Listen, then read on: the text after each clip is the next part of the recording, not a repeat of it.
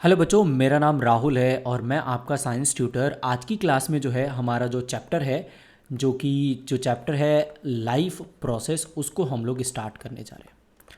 Life process again ये भी एक वन शॉट वीडियो होने वाला है जिसमें मैं आपको सारे टॉपिक कोशिश करूँगा कि उनको थोड़े थोड़े जो आपके एग्ज़ाम पॉइंट ऑफ व्यू से हैं उसके हिसाब से मैं सारे टॉपिक आपको पढ़ा दूँ।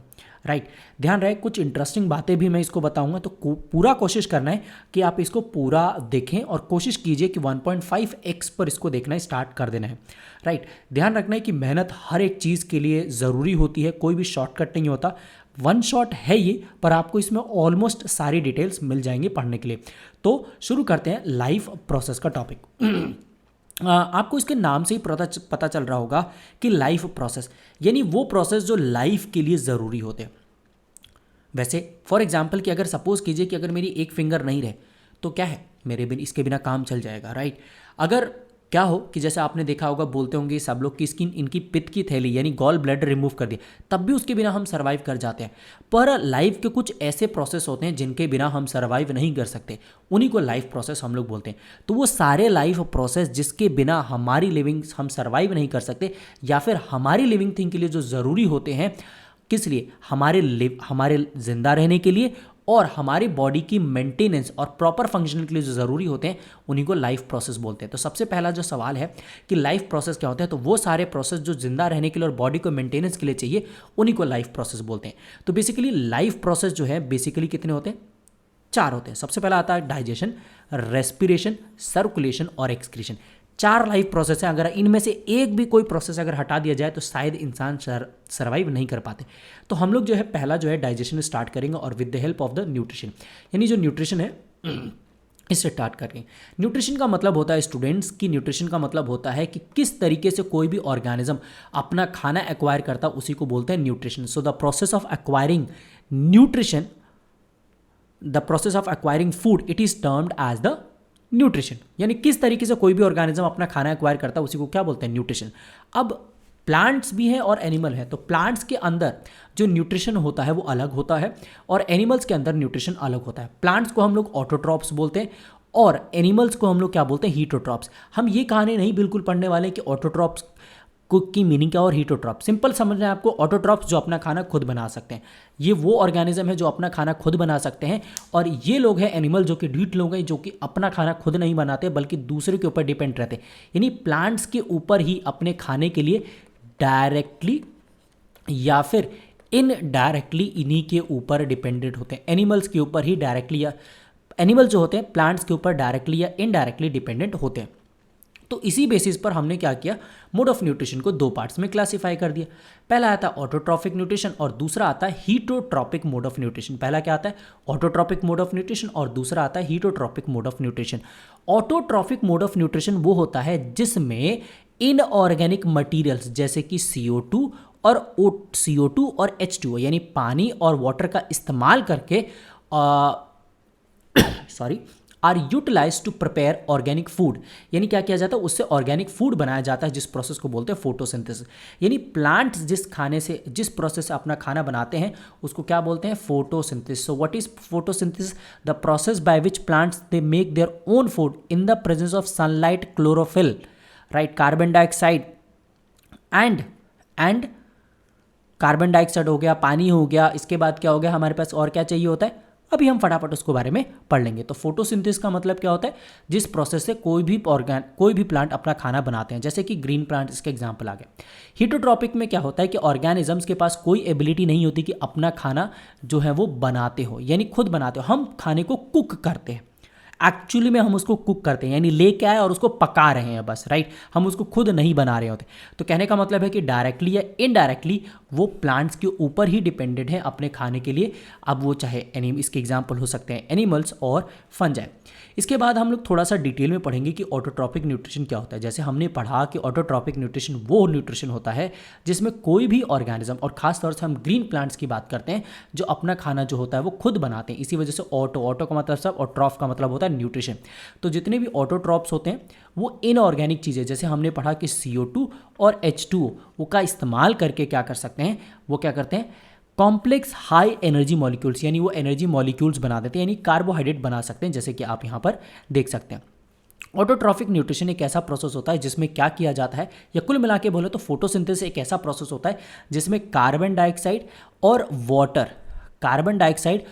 वाटर का इस्तेमाल करके in the presence of sunlight और क्लोरोफिल क्या बना दिया जाता है, ग्लूकोज बना दिया जाता है। क्या बना दिया जाता है, ग्लूकोज, और साथ में एज अ ऑक्सीजन, और ऑक्सीजन क्या बनता है यहाँ पर, एज अ बाय प्रोडक्ट। क्या बन जाता है, बाय प्रोडक्ट बन जाता है, और पानी तो यहाँ पर रिलीज होता ही होता है। तो फोटोसिंथेसिस का प्रोसेस परफॉर्म करके प्लांट्स हमारे लिए क्या देते हैं, ऑक्सीजन, और साथ में अपने लिए क्या बना दिया उन्होंने, ग्लूकोज का फॉर्मेशन यहाँ पर कर दिया। तो ऑटोट्रॉफिक न्यूट्रिशन में क्या होता है, फोटोसिंथेसिस यहाँ से होता है। अब कोई भी चीज़ बन रही है, यानी फोटोसिंथेसिस एक प्रोसेस है जिसमें खाना बन रहा है, तो खाना बनाने के लिए कुछ रॉ मटेरियल चाहिए, और वो होता है सनलाइट। सनलाइट हमें बढ़िया कहाँ से मिल रही है, सन हमें हमेशा दे ही रहा है, राइट। सन जो है हमेशा यहाँ पर क्या दे रहा है, सन हमें यहाँ पर दे ही रहा है। क्लोरोफिल जो होता है वो ऑलरेडी प्लांट्स में प्रेजेंट होता है, और इस क्लोरोफिल का काम होता है कि जो सनलाइट आई है उसको ऑब्जॉर्व करना और उसको केमिकल एनर्जी में कन्वर्ट कर देना। इसके बाद क्या होता है, फोटोसिंथेसिस के लिए जो रॉ मटेरियल चाहिए कार्बन डाइऑक्साइड जो होता है स्टोमेटा के थ्रू एंटर करता है। ऑक्सीजन और CO2 का ट्रांसपोर्ट होता है यहीं से, राइट। वो कहाँ से होता है, स्टोमेटा के थ्रू। अभी हम लास्ट में एक थोड़ा सा इसके बारे में पढ़ लेंगे। इसके बाद जो वाटर होता है और साथ में जो मिनरल्स जैसे कि नाइट्रोजन हो गया, फॉस्फोरस, रूट से ऑब्जॉर्व कर लिए जाते हैं। यानी फोटोसिंथेसिस के जो 4 मेन कंपोनेंट हैं स्टूडेंट्स, जैसे कि सनलाइट हो गया, क्लोरोफिल हो गया, कार्बन डाइऑक्साइड हो गया, पानी, ये सारी चीज़ें अरेंज कर ली जाती है। कहाँ पर होगा, क्लोरोप्लास्ट इन द लीफ के अंदर। यानी खाना जैसे किचन में बनता है तो ऐसे ये कहाँ पर होगा, क्लोरोप्लास्ट इन द लीफ। अब खाना बनाने के, जैसे हम खाना बनाते हैं तो मेन इवेंट क्या है, सबसे पहले भाई अगर तुम मान लो कि आलू की सब्जी बना रहे हो और उबालना है, तो पहले तो आलू को उबालना तो जरूर है। तो ऐसे ही फोटोसिंथेसिस में क्या क्या पहला इंपॉर्टेंट इवेंट होते हैं। तो फोटोसिंथेसिस के मेन जो इवेंट होते हैं वो क्या होते हैं, सबसे पहला आता है हमारे पास absorption of the light energy by the chlorophyll. ये जो क्लोरोफिल होता है वो लाइट एनर्जी को ऑब्जर्व कर लेता है और बाद में उसको जाके केमिकल एनर्जी में कन्वर्ट कर देता है। किस में कर देता है, केमिकल एनर्जी में। इसके बाद बड़ा ही इंपॉर्टेंट स्टेप होता है, क्या होता है, लाइट एनर्जी का केमिकल एनर्जी में कन्वर्ट हो जाता है, ये हमने पढ़ा। इसके बाद यहाँ पर क्या होगा कि जब CO2 का रिडक्शन होगा तो वो कार्बोहाइड्रेट में कन्वर्ट हो जाएगा। अब जब ऑक्सीडेशन होगा, ऑक्सीडेशन, राइट, किसका होगा, ऑक्सीडेशन, राइट, यानी ऑक्सीडेशन जब होगा, right, let me erase this, तो मैं इसको इरेज कर लेता हूँ, राइट। तो हमने पढ़ा ना कि ऑक्सीडेशन और रिडक्शन, राइट। सो यहाँ पर क्या होगा, ऑक्सीडेशन, यानी किसका ऑक्सीडेशन होगा, यहाँ पर जब वाटर का ऑक्सीडेशन होता है तो यहाँ पर क्या बन जाता है, ऑक्सीजन बन जाता है यहाँ पर। यानी जब कार्बन डाइऑक्साइड का रिडक्शन होगा तो कार्बोहाइड्रेट बनेगा, यानी ग्लूकोज का मॉलिक्यूल बन जाएगा। और जब H2O का ऑक्सीडेशन होगा तो ऑक्सीजन का मॉलिक्यूल का फॉर्मेशन होगा, जो कि एक्चुअली में हमें चाहिए होते हैं। अगर याद होगा तो मैंने आपको बताया था ना कि प्लांट को क्या चाहिए होता है, यहाँ पर प्लांट को चाहिए होता है कि वो CO2 और O2 का एक्सचेंज चाहिए, तो वो कहाँ पर होता है, स्टोमेटा के अंदर। पर एक बार मैं आपको बता दूं कि अभी तक क्या हुआ था कि हमने यहाँ पर देखा कि जो फोटोसिंथेसिस हो रहा था उसमें लाइट एनर्जी का केमिकल एनर्जी में कन्वर्ट कर दिया गया था। क्लोरोफिल जो था, क्लोरोफिल उसने क्या था, सनलाइट को ट्रैप कर लिया था। इसके बाद यहाँ पर क्या होता है कि जो लीफ के ऊपर टाइनी सरफेस प्रेजेंट रहते हैं वो यहाँ पर बहुत हेल्प करते हैं एक्सचेंज में, राइट। तो जैसे आप देखेंगे तो यहाँ पर हमने क्या किया है, एक स्टोमेटा का स्ट्रक्चर बनाया। स्टोमेटा का जो स्ट्रक्चर हमने यहाँ पर जो बनाया है, इसके अंदर O2 है और CO2 का एक्सचेंज होता है, और साथ में क्या होता है, ट्रांसपिरेशन से वाटर का लॉस भी होता है। ट्रांसपिरेशन एक इंपॉर्टेंट वर्ड है, यानी डेफिनेशन है जो कि आती है। ट्रांसपिरेशन का मतलब होता है लॉस ऑफ वाटर, यानी पानी का लॉस होना लीफ से in the form of water vapor, it is known as transpiration. So transpiration क्या होता है कि प्लांट के लीव्स में से पानी का निकलना in the form of water vapor, it is known as the transpiration. So जो स्टोमेटा होता है उसका 2 फंक्शन होता है, एक्सचेंज ऑफ गैसेज होना और साथ में पानी का लॉस भी होना in the form of water vapour, it is known as transpiration. अगर आप एक स्टोमेटा के स्ट्रक्चर को देखेंगे तो 2 आपको यहाँ पे किडनी के शेप के जैसे गार्ड सेल्स नजर आएंगे। सेंटर में आपको स्टोमेटल पोर नजर आएगा, जहां पर क्या होगा, O2 और CO2 का एक्सचेंज होगा। गार्ड सेल स्टोमेटल पोर की ओपनिंग और क्लोज को रेगुलेट करता है। यहाँ पर एक चीज़ आपको बहुत ध्यान से देखनी है कि जब मैंने बताया यहाँ पर कि रिडक्शन जब कार्बन डाइऑक्साइड का होता है तो कार्बोहाइड्रेट बनता है, और जब ऑक्सीडेशन होता है H2O का तो यहाँ पर क्या बनता है, ऑक्सीजन यहाँ पर बनता है यहाँ पर। तो ये तो था ऑटोट्रॉफिक न्यूट्रिशन। अब ये जो हीटोट्रॉपिक न्यूट्रिशन है वो डिवाइडेड है कितने पार्ट्स में, आपके 3 पार्ट्स में यहाँ पर डिवाइडेड है। सबसे पहला आता है होलोजोइक मोड ऑफ न्यूट्रिशन, खाने को डायरेक्टली निगल दिया जाता है, जैसे अमीबा का अभी डिटेल में पढ़ेंगे। सेप्रोफाइटिक न्यूट्रिशन, जो डेड और डिकेइंग मैटर पर ग्रो करते हैं, जैसे कि फंजाई। पैरासाइटिक, जो होस्ट की बॉडी के ऊपर या अंदर रहकर अपना न्यूट्रिशन एक्वायर करते हैं, उनको पैरासाइटिक न्यूट्रिशन बोलते हैं। 2 तरह के होते हैं, ये बॉडी के अंदर भी हो सकते हैं और ये बॉडी के बाहर, तो इनको एंडो या एक्टो पैरासाइट भी हम लोग बोलते हैं। इसका फेमस एग्जाम्पल कसकटा, इसको अमरबेल या प्लांट पैरासाइट या टिक्स या लिस, जो बालों में जुए पड़ते हैं, लीच होती है, वो सारे पैरासाइट के एग्जाम्पल हैं यहाँ पर। तो अब देख लेते हैं कि अमीबा के अंदर न्यूट्रिशन कैसे होता है।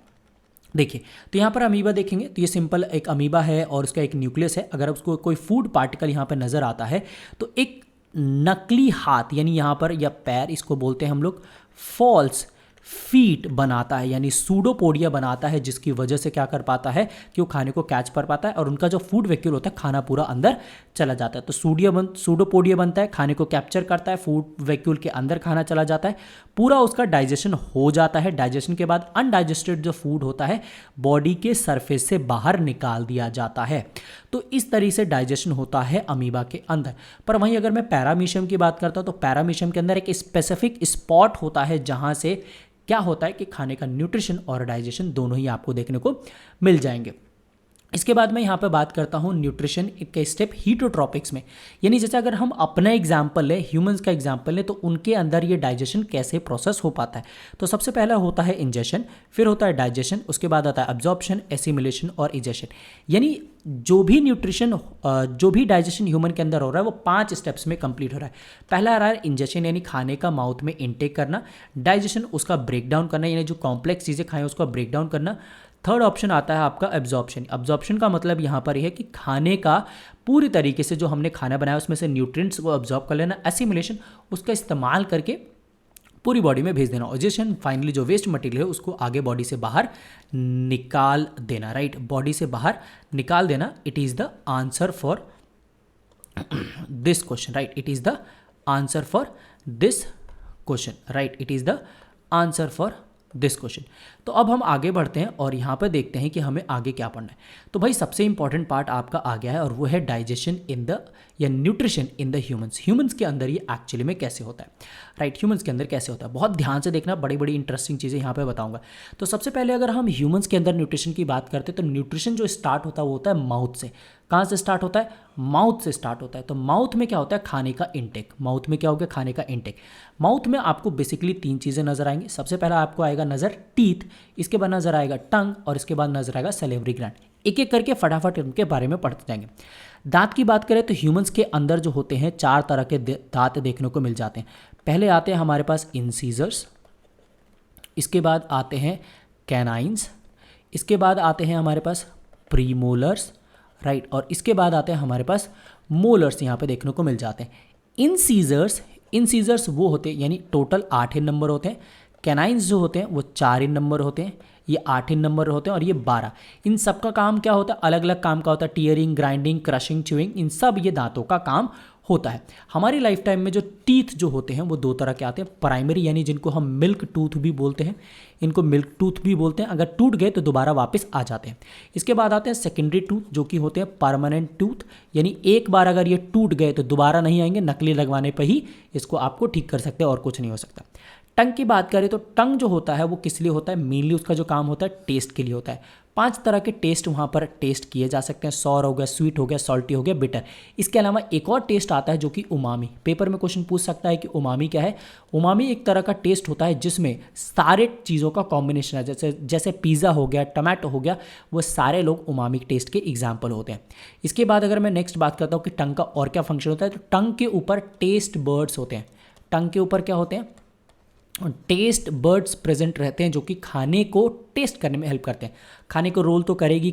इसके बाद क्या होगा, सॉलोइंग और खाने को नीचे की तरफ पुश करने में हेल्प करने वाले हैं। राइट, अब आते हैं सलेवरी ग्लैंड। अब सलेवरी ग्लैंड की कहानी पढ़ने के लिए आपको थोड़ा सा यहाँ पर आते हैं नीचे और मैं यहाँ पर बताता हूँ सलेवरी ग्लैंड। तो आपको यहाँ पर दिख रहा होगा। राइट, सबसे पहली बात करते हैं सलेवरी ग्लैंड। सलेवरी ग्लैंड क्या कर सिक्रीट करता है, सलाइवा। सलाइवा, ये जो सलाइवा जो होता है इसका जो पीएच होता है वो 6.8 पीएच तक हो सकता है, राइट। 6.8 पीएच यहाँ पर इसका हो सकता है, और एक लीटर से जो है यहाँ पर कितना हो सकता है आपका 1.5 लीटर तक जो सलाइवा है वो रिलीज़ हो जाता है। 1.5 लीटर तक सलाइवा जो होता है यहाँ पर क्या हो जाता है, रिलीज़ यहाँ पर हो जाता है। अब सलेवरी ग्लैंड के अंदर 3 ग्लैंड्स हैं। पहला आता है हमारे पास parotid gland. Parotid gland saliva का 25% देता है। सब मैंडिबुलर या इसको सब मैग्जिलरी भी बोलते हैं, और ये टोटल जो है 70% सलाइवा को कंट्रीब्यूट करता है, और 5% जो होता है सब लिंगुअल यहाँ पर क्या करता है, सब लिंगुअल कंट्रीब्यूट करता है। सलाइवा के अंदर एक और केमिकल रिलीज होता है जिसको हम लोग बोलते हैं सेलेवरी अमाइलेज। क्या बोलते हैं हम लोग इसको, सेलेवरी अमाइलेज, राइट।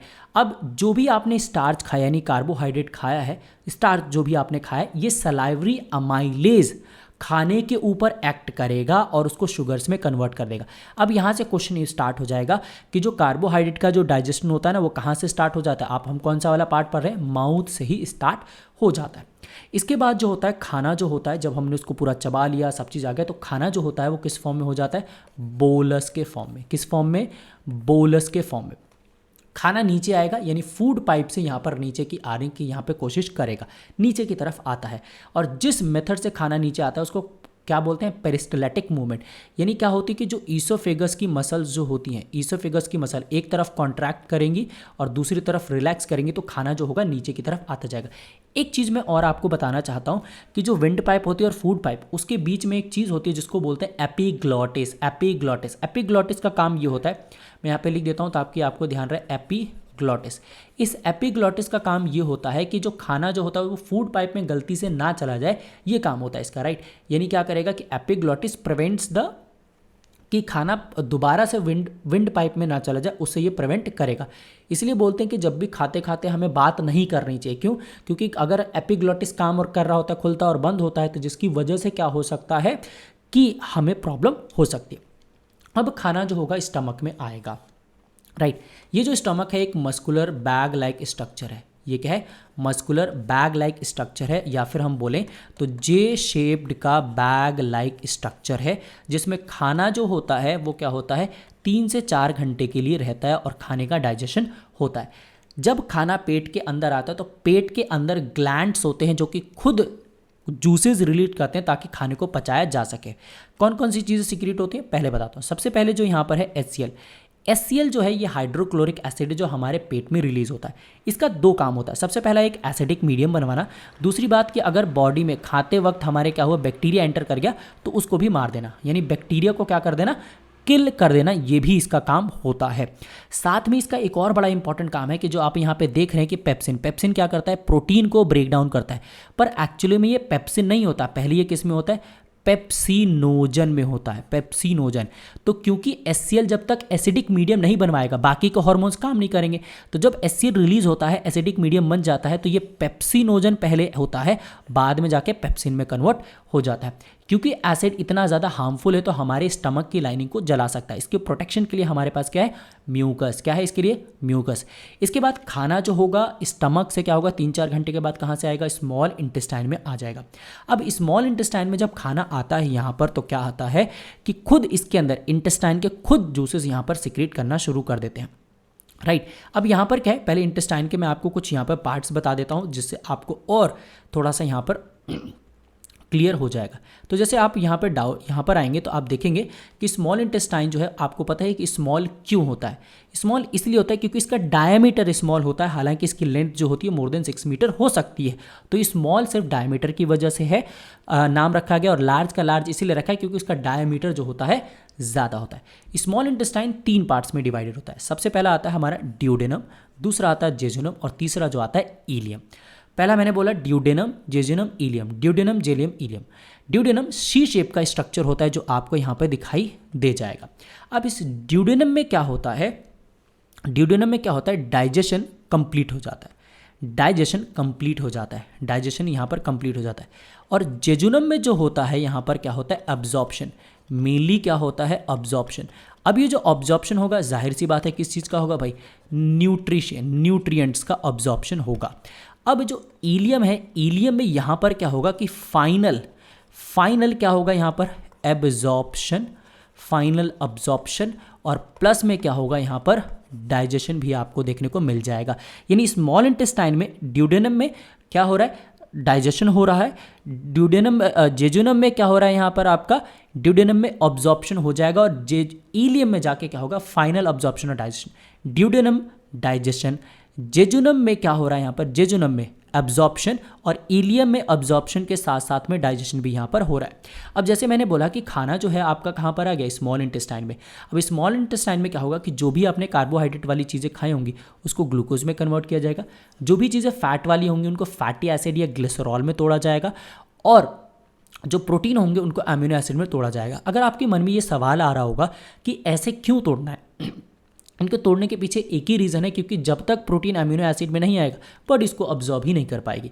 अब देखिए, अब इंटेस्टाइन में क्या होता है, जैसे कि अगर आप देखेंगे तो अगर मैं एक छोटा सा डायग्राम इंटेस्टाइन का, यहाँ पर ऐसे इंटेस्टाइन की जो लेयर्स होती हैं वो कुछ इस तरीके से आपको देखने को मिल जाती हैं, राइट।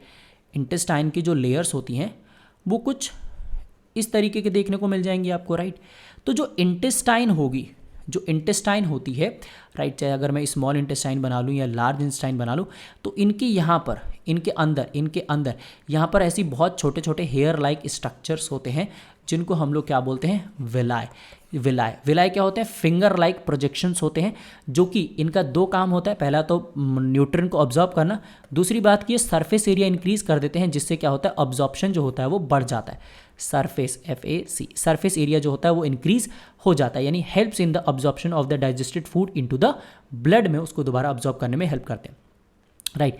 साथ में क्या होगा, जब खाना स्मॉल इंटेस्टाइन में होगा, खाना जब स्मॉल इंटेस्टाइन में ही होगा तो इंटेस्टाइन ने खुद तो अपने केमिकल डाले ही डाले, साथ को इसको क्या होगा, कहीं और से भी कुछ और चीज़ें मिलेंगी जो खाने को डाइजेस्ट करने में हेल्प करेंगे। लीवर जो होता है हमारी बॉडी का क्या होता है, सबसे ज़्यादा लार्जेस्ट ग्लैंड होता है, लार्जेस्ट ग्लैंड होता है, और ये केमिकल सिक्रीट करता है जो कि होता है बाइल जूस। बाइल जूस क्या करता है कि जो भी हमने फैट खाया है उसके जो बड़े बड़े फैट के मॉलिक्यूल्स होंगे उनको छोटे छोटे में करने में हेल्प करेगा। अब आते हैं पेनक्रियाज। पेनक्रियाज जो होता है वो खुद पेनक्रियाटिक जूसेस सिक्रीट करता है। साथ में आपको बता दूं, बड़ी इंटरेस्टिंग बात है कि ये इंसुलिन प्लस में ग्लूकागॉन सिक्रीट करता है। ये दोनों ऑपोजिट में, एक बढ़ाता है तो दूसरा घटाता है, और ये दोनों ही मिलकर हमारी बॉडी में ग्लूकोज के लेवल को मेंटेन करते हैं। यानी कुल मिला के अगर मैं आपको आम भाषा में बोलूँ तो जो हमारे बोलते हैं ना कि शुगर बढ़ गया है या कम हो गया है, तो ये कुल मिला के ये इंसुलिन जो होता है वही उसके काम करता है। पेनक्रियाटिक जूस में क्या करता है, पेनक्रियाज जो सिक्रीट कर रहे हैं वो ट्रिप्सिन सिक्रीट करेगा, प्रोटीन्स को पेप्टोन्स में तोड़ देगा। यानी जो प्रोटीन हो गया पेप्टोन में टूट गया, पेप्टोन के बाद अमीनो एसिड में टूटना है इसको, राइट। इसके बाद लाइपेज। लाइपेज का मतलब क्या है यहाँ पर कि ये फैट होता है, लाइपेज जो होता है वो फैट को लिपिड में कन्वर्ट करेगा। अब आप बोलेंगे कि भाई पहले भी तो डाइजेशन हुआ था इसका, जी हाँ, तो जहाँ जहाँ से ये गुजरेगा उसको हर एक स्टेज पे तोड़ा जाएगा। तो ये हुआ स्मॉल इंटेस्टाइन में। अब फाइनली क्या होगा, आ जाते हैं लार्ज इंटेस्टाइन में। तो अगर आप लार्ज इंटेस्टाइन में देखेंगे तो लार्ज इंटेस्टाइन आपको नजर आ रहा होगा, तो लार्ज इंटेस्टाइन 3 पार्ट्स में भी फिर डिवाइडेड होता है। जैसे कि जो स्टार्टिंग का होता है उसको बोलते हैं हम लोग असेंडिंग कोलोन। असेंडिंग कोलोन, जो ये वाला जो बीच का जो पोर्शन है जो नहीं मेंशन किया गया है, मैं आपको बता दूं, इसको बोलते हैं हम लोग ट्रांसवर्स कोलोन बोलते हैं। क्या बोलते हैं, ट्रांसवर्स कोलोन हम लोग बोलते हैं। फिर उसके बाद जो नीचे की तरफ आता है डिसेंडिंग कोलोन बोलते हैं। अब लार्ज इंटेस्टाइन को मैंने आपको बताया कि लार्ज इसलिए बोला गया, यहाँ पर लार्ज इसलिए बोला क्योंकि इसका डायमीटर बड़ा है, इसका डायमीटर बड़ा है, और काम भी ऐसा नहीं है कि काम भी बहुत अच्छे से करता है। ये क्या करता है, फाइनल जो वाटर का अब्जॉर्प्शन वो होता है, और जितना भी मटेरियल होता है उसको एनएस के थ्रू बॉडी से बाहर निकाल दिया जाता है। तो ये तो था हमारा डाइजेस्टिव सिस्टम, और पूरा जो न्यूट्रिशन इन प्लांट्स हो या एनिमल, उसको हमने शॉर्ट में यहाँ पर ख़त्म कर दिया है। इसके बाद जो आगे जो हम लोग टॉपिक पढ़ने वाले वो है रेस्पिरेशन, राइट। रेस्पिरेशन, अच्छा, पेपर में कई बार जो होता है, पेपर अगर हार्ड बनेगा तो आपसे 2 टर्म काफ़ी ज़्यादा कन्फ्यूजिंग होती है। कई बार हमसे पूछा जाता है क्या ब्रीथिंग और जो रेस्पिरेशन, ब्रीथिंग और रेस्पिरेशन क्या सेम चीज़ है? नहीं। ब्रीथिंग जो होता है उसका मतलब है गैसेस का एक्सचेंज। आपने O2 लिया और CO2 एक्सेल किया, यानी inhalation of O2 and exhalation of CO2, it is known as breathing. बस खत्म। ब्रीथिंग का मतलब है कि जो आपने सांस लिया और सांस छोड़ा वही होता है ब्रीथिंग। रेस्पिरेशन का मतलब होता है, रेस्पिरेशन का मतलब क्या होता है कि जब भी जो हमने खाना खाया उसको तोड़कर एनर्जी में कन्वर्ट करना, it is known as the respiration. तो अगर आपके रेस्पिरेशन में सिर्फ एक पार्ट लिख के छोड़ दिया तो गलत है, आपको दोनों पार्ट यहाँ पे लिखने पड़ेंगे, तभी यहाँ पर होगा। दूसरी बात, जो ब्रीथिंग होता है वो आपका क्या है, फिजिकल प्रोसेस होता है, यानी फिजिकल प्रोसेस होता है। वहीं पर अगर मैं रेस्पिरेशन की बात करता हूँ तो रेस्पिरेशन जो है एक बायोकेमिकल प्रोसेस होता है, एक बायोकेमिकल प्रोसेस होता है। ब्रीथिंग जो होता है वो क्या होता है, लंग्स के अंदर होता है। और वहीं पर रेस्पिरेशन की बात करूँ तो लंग्स के साथ साथ में ये जो होता है माइटोकॉन्ड्रिया, क्यों, क्योंकि एनर्जी तो कहाँ बनानी है, वहीं पे तो बनानी है, तो इसलिए वो वहाँ पर भी आपको देखने को मिल जाएगा, ये सेलुलर लेवल पे भी आपको देखने को मिल जाएगा। तो याद होगा कि आपने जो हमने खाना खाया था उससे क्या बना था भाई, हमारे पास ग्लूकोज। अब सवाल ये उठता है कि रेस्पिरेशन चाहिए क्यों, क्योंकि रेस्पिरेशन से हमें वो चीज़ मिलेगी जो जिससे हम जिंदा रहते हैं, और वो है ऑक्सीजन। जी हाँ, तो ये क्या होगा, जो कार्बन, जो आपको ग्लूकोज दिख रहा है, ग्लूकोज के साथ जो हमने ऑक्सीजन जो हम इनहेल करेंगे वो इनके साथ जुड़कर क्या बना देगा, 6 CO2 प्लस में क्या हो जाएगा, 6 आपका हो जाएगा H2O, और साथ में जो हमारे लिए जो सबसे इंपॉर्टेंट चीज़ बनेगी वो होगी एनर्जी, राइट। वो क्या बनेगी हमारे लिए, एनर्जी, राइट, एनर्जी यहाँ पर बनेगी। अगर हम यहाँ पर क्या है, तो रेस्पिरेशन के बारे में मैंने आपको बताया कि रेस्पिरेशन आपको समझ में आ गया होगा कि रेस्पिरेशन एक ऐसा प्रोसेस होता है जिसमें O2 CO2 का इनहेलेशन और एक्सहेलेशन होता है, और साथ में कि जो हमने खाना खाया उसमें ये ऑक्सीजन मिलकर उससे जो हमें एनर्जी देगा उसी को हम लोग बोलते हैं respiration. So it is the break down of the food and releasing energy, it is known as the respiration. अभी जो रेस्पिरेशन होता है स्टूडेंट्स, दो तरह का होता है, एक होता है एरोबिक और दूसरा होता है एनारोबिक। एरोबिक वो होता है जो ऑक्सीजन की प्रेजेंस में होता है, एनारोबिक जो ऑक्सीजन की एब्सेंस में होता है। ये माइटोकॉन्ड्रिया में होता है, ये साइटोप्लाज्म में होता है। एरोबिक के एंड प्रोडक्ट कार्बन डाइऑक्साइड और वाटर होते हैं और ज़्यादा अमाउंट ऑफ एनर्जी रिलीज होती है। सोचिए कितना, 838 ATPs रिलीज होती है, और इसके अंदर बहुत कम यानी 2 ATP। ATP का मतलब आपको पता ही है, यहाँ पर ये होते हैं एडिनोसाइन ट्राइफॉस्फेट, राइट, फॉस्फेट। आपको ऐसे ही एक और फुल फॉर्म मिल जाती है ADP, तो इसका ध्यान रखना है, ये होता है एडिनोसाइन डाइफॉस्फेट होता है, वो डाइफॉस्फेट आपको यहाँ पे देखने को मिलता है, डाइफॉस्फेट आपको देखने को मिल जाएगा। तो एरोबिक और एनारोबिक बहुत इंपॉर्टेंट है, एग्जाम में पूछा जाता है। अब इसी से लेकर हमारे पास कुछ कंडीशन है, जैसे अगर मान लीजिए कि ऑक्सीजन की प्रेजेंस है, जैसे मैंने बताया कि जो माइटोकॉन्ड्रिया के अंदर होता है, तो वहाँ पर आपको क्या देखने को मिलेगा, कार्बन डाइऑक्साइड देखने को मिलेगा, बनेगा, और वाटर बनेगा और एनर्जी बनेगी। कब, जब ऑक्सीजन की प्रेजेंस है। पर अगर ऑक्सीजन नहीं है तो उस केस में इथेनॉल बनता है, यानी अल्कोहल, कार्बन डाइऑक्साइड, एनर्जी। पर आपको ध्यान होगा कि कभी क्या होता है कि जब हम रनिंग के जाते हैं या जिम में होते हैं, बार बार एक्सरसाइज करने से वहाँ पर पेन होने लग जाता है, तो वहाँ पर क्या होता है, ऑक्सीजन की कमी हो जाती है, जिसके कारण वहाँ बनता है लैक्टिक एसिड। तो लैक्टिक एसिड की वजह से हमें पेन या जलन जैसी महसूस वहाँ पर होती है, राइट, पेन या जलन जैसी महसूस होती है। अब ह्यूमन के रेस्पिरेटरी सिस्टम की बात करते हैं। ह्यूमन के रेस्पिरेटरी सिस्टम, तो एक सिंपल सा डायग्राम बना के हम इसको समझ सकते हैं। तो मैं यहाँ से एक छोटा सा डायग्राम मैं यहाँ से बनाकर आपको समझाने की कोशिश करूँगा, राइट। अब यहाँ पे देखिए कि जो यहाँ पे देख रहे हैं स्टार्टिंग से, जैसे कि मेरी नाक जो देख रहे हैं वो क्या है, नॉस्ट्रल। इसके बाद जो यहाँ से जो पूरा प्रोसेस आएगा उसको हम बोलेंगे नेजल पैसेज। उसके बाद आएगा नेजल कैविटी, इसके बाद आएगा फॉर्नेक्स, इसके बाद आएगा लर्नेक्स, राइट। मैं आपको बता देता हूँ लर्नेक्स एक्चुअली में आपको कहाँ देखने को मिलेगा, जो हमारा वॉइस बॉक्स होता है, वॉइस बॉक्स बोले, या फिर जिसको आपने पढ़ा होगा ना एडम्स एप्पल जो होता है, यानी जो यहाँ पर होता है वो हमारा यहाँ पर क्या है, लर्नेक्स, यानी लर्नेक्स आपको यहाँ पर देखने को मिल जाएगा। इसके बाद ट्रैकिया की बात कर लेते हैं। तो जैसे मैंने आपको बताया कि एक सिंपल सा डायग्राम बनाकर हम लोग यहाँ पर समझ लेते हैं। तो ये हमारा कुछ लंग्स ऐसे होता है। तो जी यहाँ पर ऊपर से आपको नज़र आ रहा है, यहाँ पर होता है हमारे पास ट्रैकिया, राइट। जो ये जो पोर्शन देख रहे हैं वो क्या है यहाँ पर बच्चों, वो है ट्रैकिया। ट्रैकिया के ऊपर ध्यान रहे कि क्या प्रेजेंट होते हैं, कार्टिलेजिनस रिंग, कार्टिलेजिनस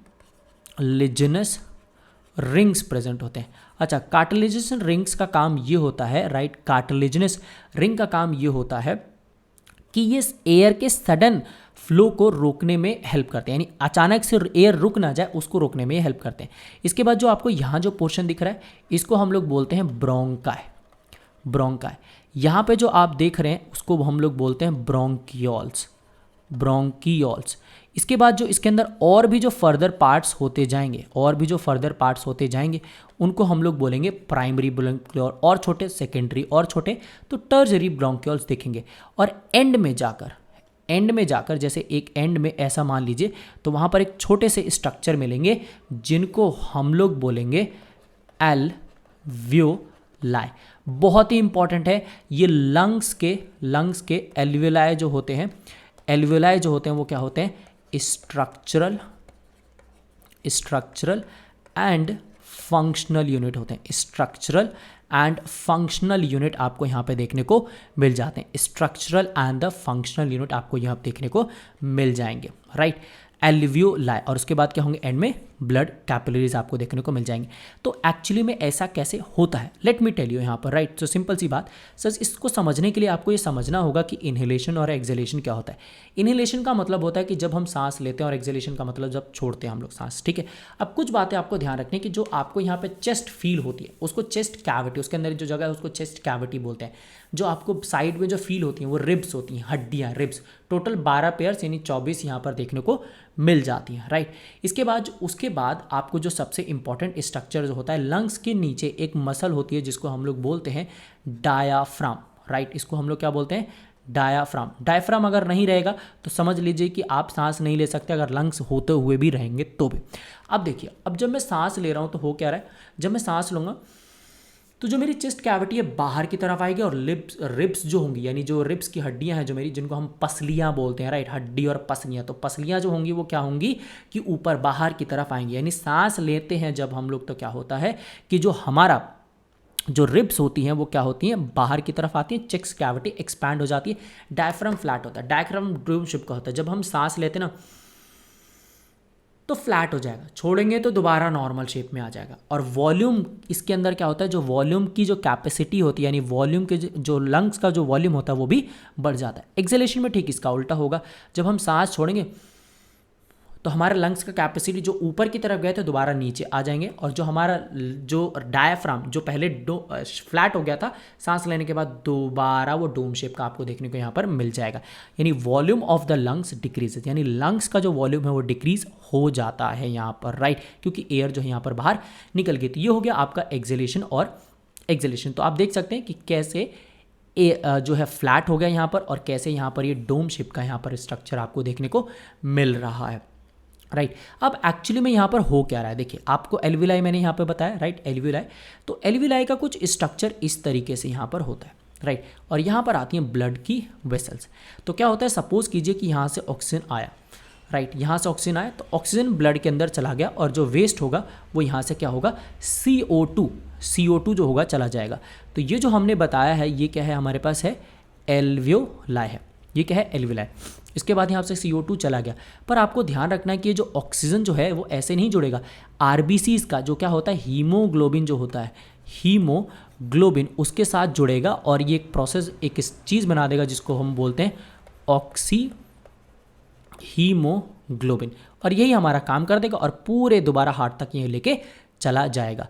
तो क्या होता है, यहाँ पर जो होता है ब्लड का जो होता है एयर, ऑक्सीजन वाला ब्लड जो होता है हीमोग्लोबिन के साथ बन के ऑक्सी हीमोग्लोबिन बनाता है, हार्ट तक जाता है और उसको पूरे बॉडी में पंप कर दिया जाता है।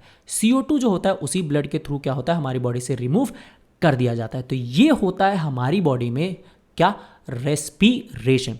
पर सवाल ये उठता है कि जो टेरेस्ट्रियल यानी जो ज़मीन पर रहते हैं वो क्या रहते हैं, जैसे हम लोग भी ज़मीन पर रहते हैं, तो क्या करते हैं कि जो भी ऑक्सीजन एटमॉस्फेयर में प्रेजेंट है उससे लेकर सर्वाइव करते हैं, और एक्वेटिक एनिमल जो पानी में रहते हैं वो क्या करते हैं, जो डिजॉल्व ऑक्सीजन है उससे लेकर सर्वाइव करते हैं। क्या प्लांट रेस्पिरेशन करते हैं? जी हाँ, बिल्कुल प्लांट भी रेस्पिरेशन करते हैं, और इसके बारे में तो हमने अभी कहानी पढ़ी कि स्टोमेटा कैसे रिप्रोड्यूस करते हैं। लेंटिसेल्स यानी जो पेड़ के नीचे दरारें होती हैं आपको, वो लेंटिसेल्स होती हैं, और जो रूट का जो सरफेस होता है कई बार उससे भी आपको रेस्पिरेशन देखने को मिल जाएगा। तो यहाँ हमने पढ़ा कि प्लांट के अंदर और एनिमल के अंदर रेस्पिरेशन कैसे होता है, और इसके बाद हमने देखा कि प्लांट के अंदर और एनिमल यानी खास तौर से ह्यूमन के अंदर डाइजेशन कैसे होता है। तो इसी के आगे अब हम और पढ़ेंगे, और वो होगा हमारा टॉपिक ट्रांसपोर्टेशन, राइट। सो वो होगा हमारा टॉपिक ट्रांसपोर्टेशन।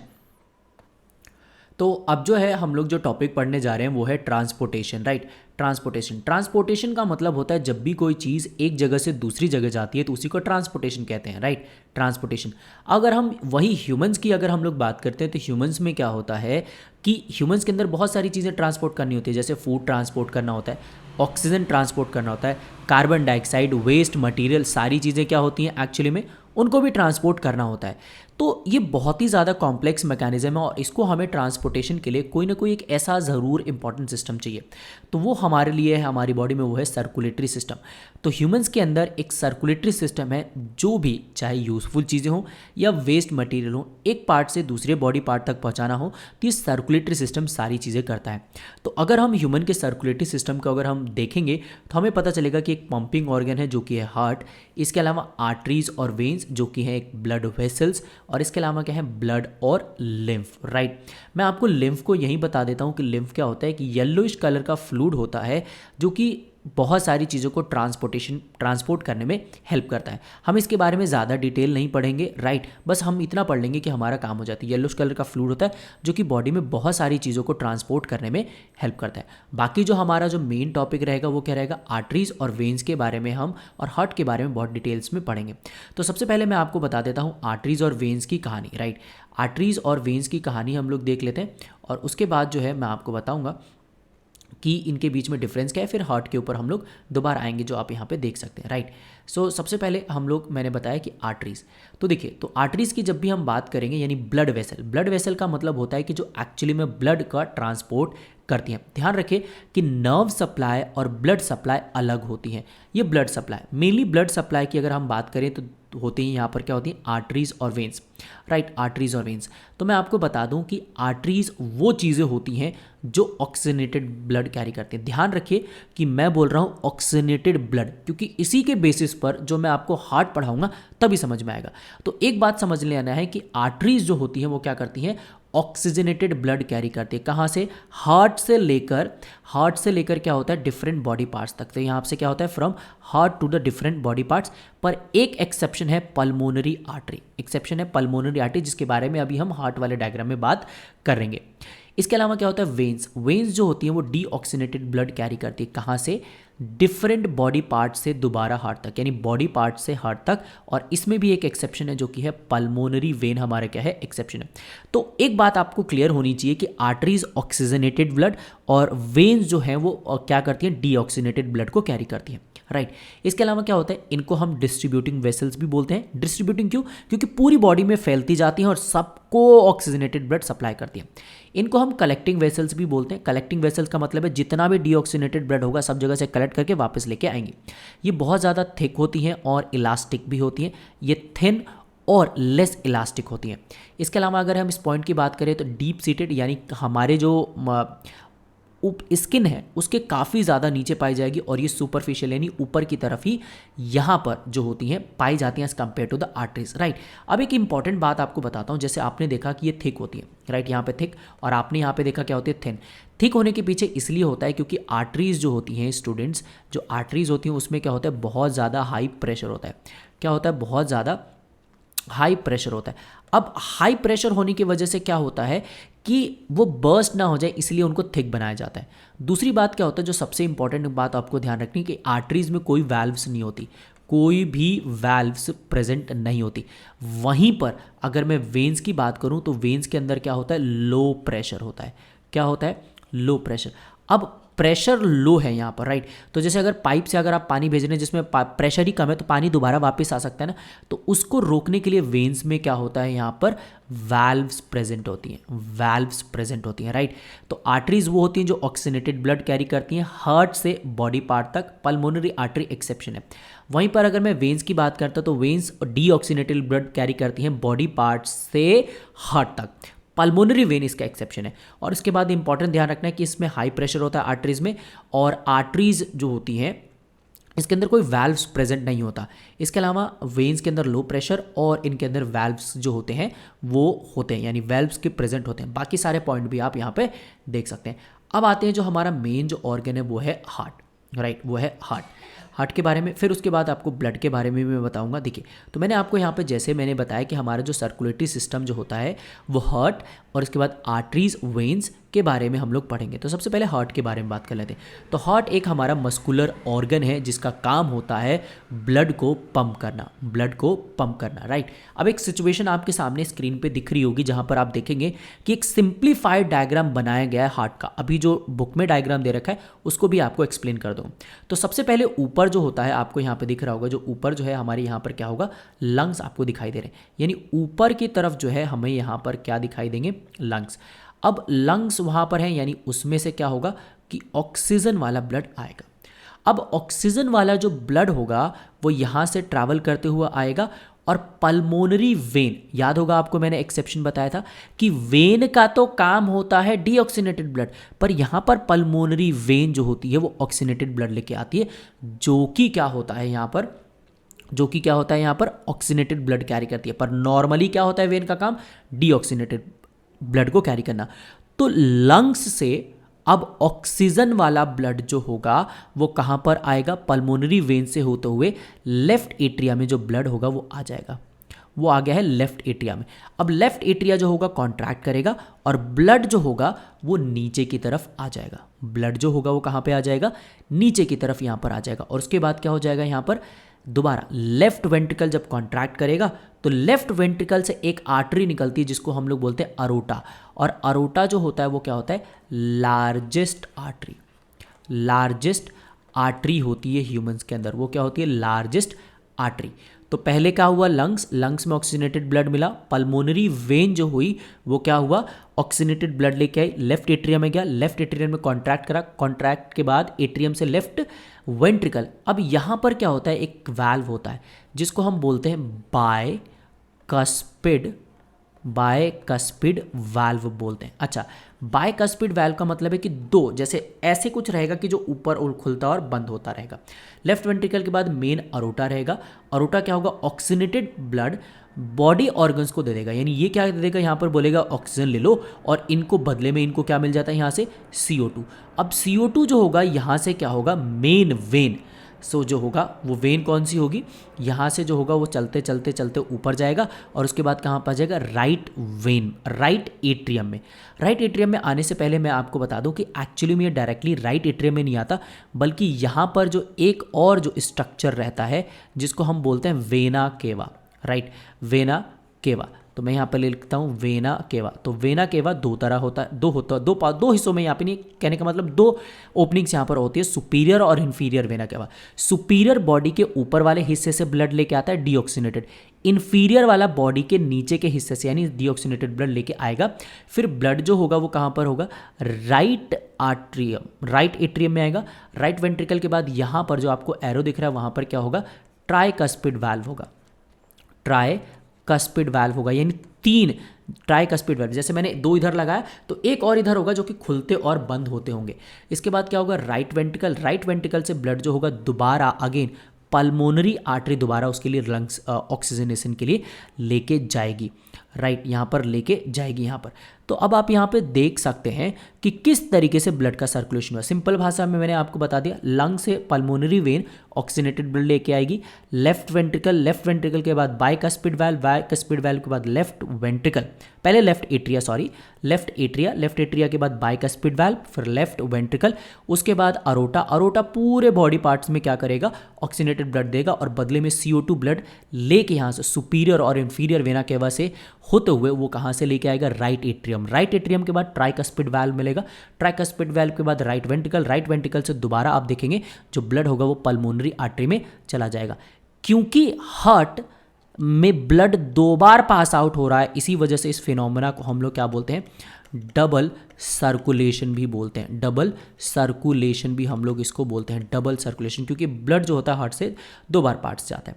तो डबल सर्कुलेशन मैंने आपको यहाँ पे बताया। अब देखेंगे तो जो आपके एनसीईआरटी में जो डायग्राम दे रखा है कुछ यहाँ से दे रखा है, राइट।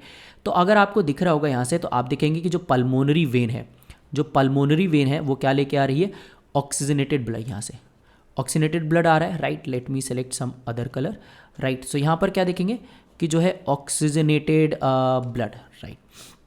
तो यहाँ पे देखो आप कि यहाँ पर ऑक्सीनेटेड ब्लड आ रहा है, यहाँ पर आ रहा है, और यहाँ पर क्या है, लेफ्ट ऑरिकल, लेफ्ट एट्रिया या ऑरिकल। इसके बाद क्या होगा, जो ब्लड होगा वो लेफ्ट वेंट्रिकल में आएगा, और जैसे मैंने आपको यहाँ पर बोला था कि क्या होगा कि बाइकस्पिड वाल्व होगा। इसके बाद यहाँ से अरोटा, ये आपको दिख रहा है अरोटा, अरोटा से ब्लड निकल जाएगा, यानी पल्मोनरी वेन जो कि वेन डीऑक्सीनेटेड ब्लड लेके आती है, पर यहाँ पर एक्सेप्शन है जो कि ऑक्सीजनेटेड ब्लड लेके आ रही है। और उसके बाद क्या होगा कि ये पूरे बॉडी पार्ट में डिवाइड हो जाएगा। इसके बाद क्या होगा कि आपको यहाँ पे दिख रहा होगा कि वो ब्लड जो होगा दोबारा वापस यहाँ पर आएगा। कैसे आएगा, ज़रा ध्यान से देखना है। तो मैंने आपको बताया था ना कि इन्फीरियर और सुपीरियर वेना क्या हुआ होता है, आपको यहाँ पे दिख रहा है। और इसके बाद इन्फीरियर और सुपीरियर वेना क्या हुआ, यानी बॉडी के अपर और लोअर हिस्से से ब्लड आएगा और कहाँ पे जाएगा, यहाँ पर आपको दिख रहा होगा कि इस वाले हिस्से में, यानी राइट ऑरिकल में आएगा। और इसके बाद आपको यहाँ पे क्या दिखेगा, ट्राइकस्पिड वाल्व, ट्राइकस्पिड वाल्व आपको दिख रहा है यहाँ पर, ट्राइकस्पिड वाल्व होगा।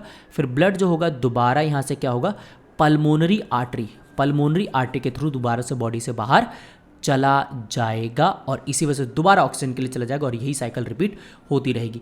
क्योंकि ब्लड जो है हार्ट से दो बार पास आउट हो रहा है, एक पहला जो कि पल्मोनरी सर्कुलेशन और दूसरा है सिस्टमेटिक सर्कुलेशन, इसी वजह से इसको डबल सर्कुलेशन बोलते हैं। तो अगर आपसे पेपर में किसी ने पूछा कि बताइए डबल सर्कुलेशन क्या होता है, since the blood is passing through pulmonary having two circulation, that is the pulmonary circulation और दूसरा सिस्टमिक, उसी को हम लोग क्या बोलते हैं, डबल सर्कुलेशन हम लोग यहाँ पर बोलते हैं।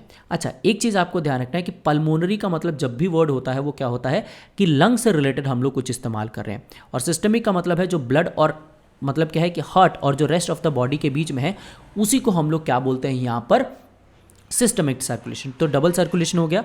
मैंने आपको आर्टरीज और वेन्स के बारे में बता दिया। इसके अलावा मैंने आपको एक और चीज़ यहाँ पे बताई कि डबल सर्कुलेशन क्या होता है, राइट।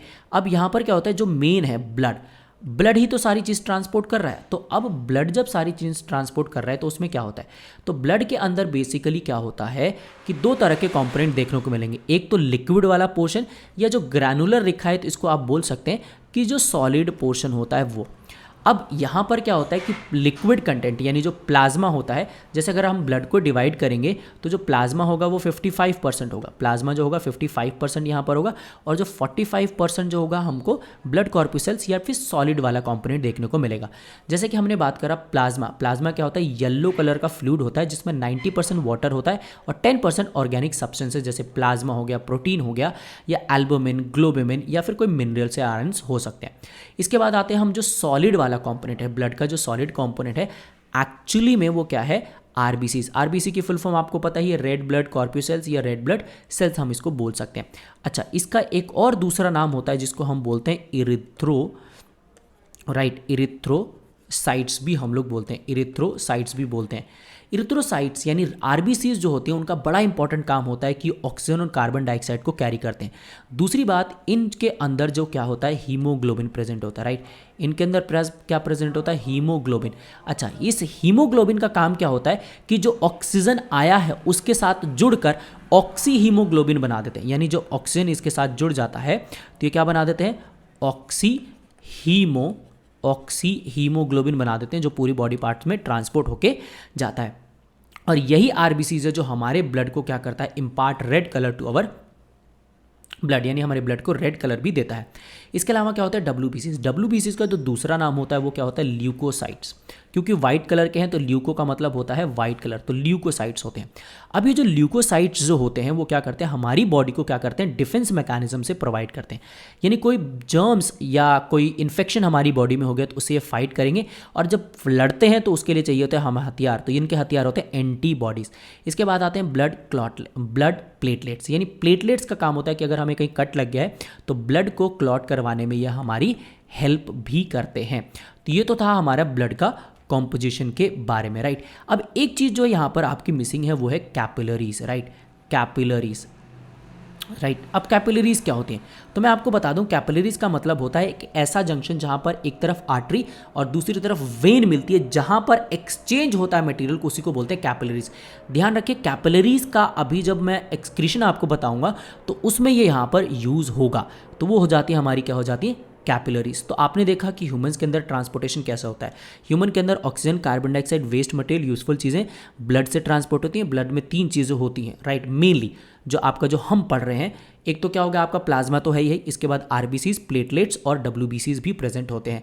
जितनी भी ऑक्सीनेटेड ब्लड होती है आर्टरी सप्लाई करती है एक्सेप्ट पल्मोनरी आर्टरी, और पल्मोनरी वेन जो होती है वो क्या होती है, डीऑक्सीनेटेड ब्लड सप्लाई करती है एक्सेप्ट पल्मोनरी वेन के अलावा। कैपिलरीज बहुत इंपॉर्टेंट है जो आपको आगे यहाँ पर काम में आने वाला है। तो ऐसे ही ह्यूमंस के अंदर क्या हो जाता है, ट्रांसपोर्टेशन हो जाता है। पर अगर हम बात करें प्लांट के अंदर, तो प्लांट के अंदर कैसे ट्रांसप्लांटेशन होता है, ट्रांसपोर्टेशन होता है सॉरी। तो इसके लिए क्या होता है, दो कंडक्टिंग चैनल्स होते हैं, दो कंडक्टिंग पाथवेज या चैनल्स होते हैं जिनको हम क्या बोलते हैं, वेस्कुलर टिश्यू भी बोलते हैं हम लोग इनको। प्लांट्स को हम लोग क्या बोलते हैं, इनका वेस्कुलर टिश्यू भी हम लोग बोलते हैं। अच्छा, वेस्कुलर टिश्यू प्लांट्स में दो होते हैं, जाइलम और फ्लोएम। जाइलम और फ्लोएम, जाइलम का काम होता है वाटर और मिनरल्स को ट्रांसपोर्ट करना, phloem for phloem for food, यानी ये फूड, यानी जैसे बोला ना प्रोडक्ट ऑफ फोटोसिंथेसिस, प्रोडक्ट क्या होता है फोटोसिंथेसिस का, वो क्या होता है फूड, यानी वो फूड को ट्रांसपोर्ट करते हैं। जाइलम में कोई भी एनर्जी नहीं यूज़ होती है ट्रांसपोर्ट करने के लिए, वहीं पर फ्लोएम में आपको खुद एनर्जी देनी पड़ती है इसको कि चलो भाई पहुंच जाओ। अब ध्यान रहे क्योंकि जाइलम जो होता है सिर्फ एक ही डायरेक्शन, यानी रूट से प्लांट के अदर पार्ट्स तक जाता है, यानी नीचे से ऊपर की तरफ जाता है, इसी वजह से हम इसको यूनी डायरेक्शनल भी बोलते हैं, राइट। इसको हम लोग कट कर देते हैं और मैं यहाँ लिख देता हूँ यूनी डायरेक्शनल, यानी सिर्फ एक ही डायरेक्शन में यहाँ पे जाता है। तो हमारा इतना काम हो जाएगा कि रिवाइज करने के लिए, राइट। फ्लोएम जो होता है फूड को ट्रांसपोर्ट करता है। अब खाना जब बनेगा, जैसे घर में खाना बन जाता है किचन में, तो ऊपर से लेकर नीचे तक सब लोग खाएंगे, तो ऐसे ही क्या होता है ये पूरी ऊपर तरफ नीचे तरफ सब जा रहा है, तो इसी वजह से हम इसको क्या बोलते हैं, बाय डायरेक्शनल भी बोलते हैं। तो प्लांट के अंदर जो ट्रांसपोर्टेशन होता है, दो वेस्कुलर टिश्यू हैं जाइलम और फ्लोएम, उनसे होता है। जाइलम वाटर और मिनरल ट्रांसपोर्ट करता है क्योंकि एक डायरेक्शन में जा रहा है, तो इसी वजह से इसको यूनी डायरेक्शन बोलते हैं। प्लांट के अंदर जो फूड बनता है वो ऊपर से लेकर नीचे तक ट्रांसपोर्ट होता है, इसी वजह से इसको फ्लोएम को बाय डायरेक्शन भी बोलते हैं। अच्छा, एक प्रोसेस दे रखा है, हमें दे रखा है ट्रांसपिरेशन। ट्रांसपिरेशन का मतलब होता है जब भी प्लांट के एरियल पार्ट्स यानी लीव से पानी निकलता है in the form of water vapour, it is known as transpiration. अच्छा, इस ट्रांसपिरेशन का एक बड़ा इंपॉर्टेंट रोल है। ये क्या करते हैं कि एक सक्शनिंग पुल क्रिएट करते हैं, जिससे जो पानी होता है और जो फूड होता है वो क्या होता है, ऊपर की तरफ जा पाते हैं। ये ट्रांसपिरेशन का इंपॉर्टेंस है। इसके बाद यहाँ पर क्या होता है, एक ट्रांसलोकेशन। ट्रांसलोकेशन का मतलब क्या होता है कि जब भी फूड का ट्रांसपोर्टेशन होता है उसी को हम लोग क्या बोलते हैं, ट्रांसलोकेशन। तो एनिमल्स और प्लांट के अंदर इस तरीके से चीज़ों का ट्रांसपोर्ट होता है। अब आते हैं स्टूडेंट्स, जो हमारा आज की क्लास का इंपॉर्टेंट टॉपिक है वो है एक्सक्रीटरी सिस्टम। अच्छा, सबसे पहली बात आता है एक्सक्रीटरी सिस्टम, और एक्सक्रीटरी सिस्टम से भी पहले आता है कि एक्सक्रीशन का मतलब क्या होता है, राइट। तो यहाँ पर एक्सक्रीशन, तो मैं यहाँ पे एक छोटी सी डेफिनेशन ऐड कर देता हूँ और लिख देता हूँ एक्सक्रीशन। देखिए, एक्सक्रीशन का मतलब होता है कि जब भी removal of the metabolic waste, यानी क्या होता है, यहाँ पर मैं एक छोटा सा डेफिनेशन लिख देता हूँ, रिमूवल ऑफ मेटाबॉलिक वेस्ट, यानी जब भी मेटाबॉलिक वेस्ट, अच्छा बार बार यूज़ कर रहा हूँ मैं मेटाबॉलिक का मतलब होता है कि जितनी भी रिएक्शंस हमारी बॉडी में हो रही हैं, उसी को मेटाबॉलिक रिएक्शंस बोलते हैं। अब जब भी कोई रिएक्शन होगा, कोई भी काम होगा, तो उसमें वेस्ट तो बनेगी, तो उसी वेस्ट को निकालने के प्रोसेस को हम एक्सक्रीशन बोलते हैं, यानी मेटाबॉलिक वेस्ट के रिमूवल के प्रोसेस को एक्सक्रीशन बोलते हैं। अब जैसे हमने पढ़ा कि ट्रांसपोर्टेशन के लिए हमारे पास सर्कुलेटरी सिस्टम है, ऐसे ही वेस्ट को रिमूव करने के लिए हमारे पास क्या है, एक्सक्रीटरी सिस्टम। हमारा एक्सक्रीटरी सिस्टम बड़ा ही प्यारा है और उसमें बहुत छोटी छोटी चीज़ें आपको यहाँ पे देखने को मिल जाएंगी, पर आपको ध्यान रखना है कि क्या क्या चीज़ें होती हैं। तो ह्यूमन एक्सक्रीटरी सिस्टम की अगर मैं बात करता हूँ, तो सबसे पहले हमें क्या देखने को मिलता है, kidney, a pair of kidney, a pair of ureter और उसके बाद यूरिनरी ब्लैडर और यूरेथ्रा। तो आइए एक छोटा सा डायग्राम है और उसको हम लोग यहाँ पे समझ लेते हैं, राइट। यहाँ पर क्या होता है, छोटा सा डायग्राम है जिसको आपको समझने में यहाँ पर आसानी हो जाएगी, ठीक है। एड्रिनल ग्लैंड, जो कि आपको याद होगा फियर, फाइट और फ्राइट की कंडीशन में इस्तेमाल होता है, तो अभी उसको हम रहने देते हैं और हम पढ़ते हैं अपना आगे की तरफ, राइट। तो देखिए, तो सबसे पहले एक एक करके नाम देख लेते हैं कि जो एक्सक्रीटरी सिस्टम है उसके अंदर क्या क्या आता है। तो एक्सक्रीटरी सिस्टम में जैसे हमारी बात हुई थी कि अ पेयर ऑफ किडनी यानी लेफ्ट और राइट, दो किडनियाँ हमारे पास प्रेजेंट होती हैं। इसके अलावा किडनियों से जो दो ट्यूब निकलती हुई आती है उनको बोलते हैं यूरेटर, राइट। आप देख पा रहे होंगे नोटिस करके कि यहाँ से जो आ रहा है वो क्या है हमारे पास बच्चों, वो है यूरेटर। ये यूरेटर आ रहा है।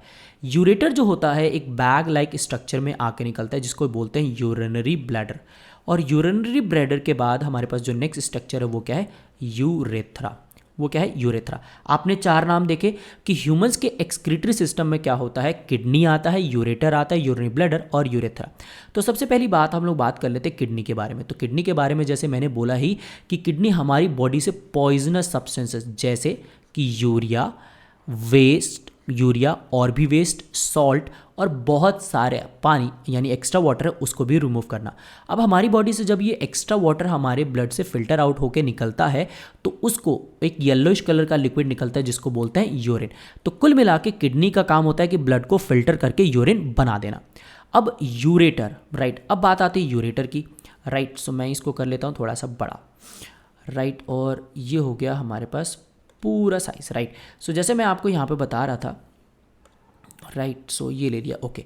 सो नाउ अब आप यहाँ पे देख सकते हैं कि मैंने यहाँ पर क्या कर लिया, किडनी। तो हम किडनी के बारे में बात कर रहे थे, किडनी आपने वहाँ पे देखा।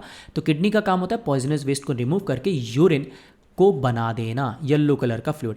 यूरेटर का काम होता है, जैसे आपने यहाँ पे यूरेटर देख रहे होंगे, तो इस यूरेटर का काम ये होता है, यूरेटर का काम किडनी से जो भी यूरिन आ रहा है इन दोनों के रास्ते के थ्रू आ जाएगा।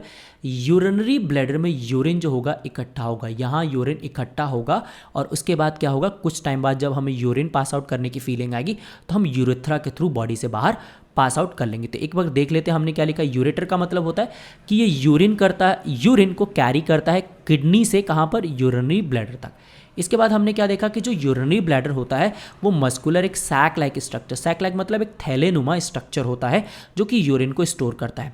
यूरिनरी ब्लैडर एम्प्टी यानी खाली किया जाता है तो उस प्रोसेस को मिक्चुरेशन बोलते हैं या फिर सिंपली यूरिनेशन हम बोलते हैं। यूरेथ्रा यूरिन को बाहर निकालने में मदद करता है। एक चीज़ बड़ी इंटरेस्टिंग है, आपको यूरेथ्रा के बारे में यहाँ पे बता दूं कि ह्यूमन मेल के अंदर एक ही ओपनिंग है जहाँ से स्पर्म और यूरिन पास आउट होता है, पर जब आप फीमेल रिप्रोडक्टिव सिस्टम के बारे में पढ़ेंगे, फीमेल एक्सक्रीटरी सिस्टम के बारे में पढ़ेंगे, तो आपको यहाँ पर ये आइडिया लग जाएगा कि जो फीमेल में क्या होता है कि जो ओवम के डिस्चार्ज के लिए अलग यानी वेजाइना और यूरेथ्रा अलग होता है वहाँ पर, राइट। तो वहाँ पर फीमेल में अलग अलग ओपनिंग यहाँ पर प्रेजेंट होती है।